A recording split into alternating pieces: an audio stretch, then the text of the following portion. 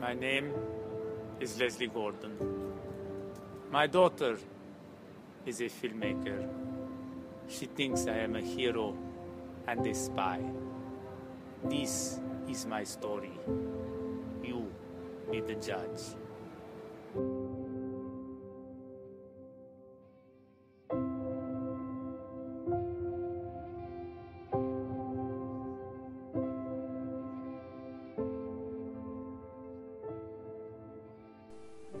I'm the only one alive on my father's side. His family was killed in 1941 in the first massacre by the Nazis. I never met my father. He died when I was 14 months old. I've learned about my dad from stories my mother told me, my aunt, my sister, and Google. I don't remember anything about my father.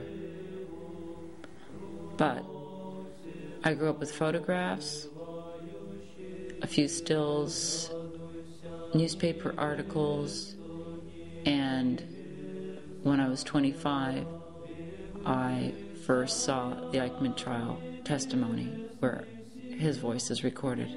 When I was growing up, I saw my father as a superhero. I heard about his stories, his travels to the Congo, and what a nice man he was. As I got older, I assumed that those were just nice things that people said. I started to think about my father differently when the CBC came calling looking to interview him for a documentary on Adolf Eichmann. But my father had died a long time ago. And so they showed me the footage, or they wanted to, and they presented it to us. And it's the only place where I have his voice recorded. No, he looks much better than he should. No, please, Mr. Gordon. This was the first realization that maybe my father was more than a superhero, that maybe he was someone special who lived in extraordinary times and had something very important he needed to share with the rest of the world.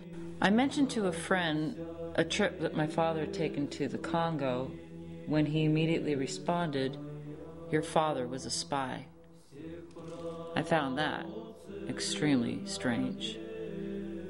Then I flashed on some photos that I had put into a photo album when I was about 9 years old, and I went back to my house where my mom still lives, and I took them out of the photo album that I put together so long ago.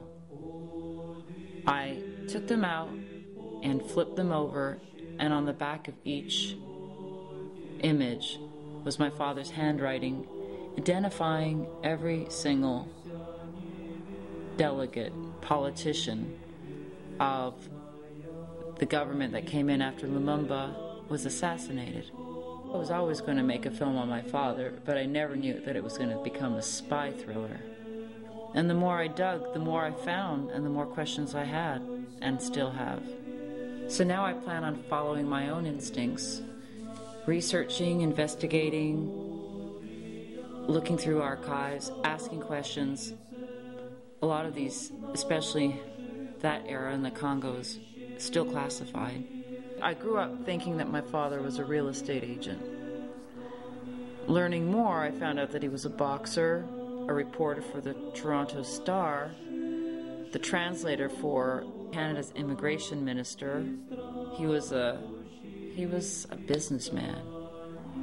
I Spy My Father is an investigation into the mystery of whether or not my father was a spy involved in the Congo crisis. Was he involved? I have no idea. I have no idea.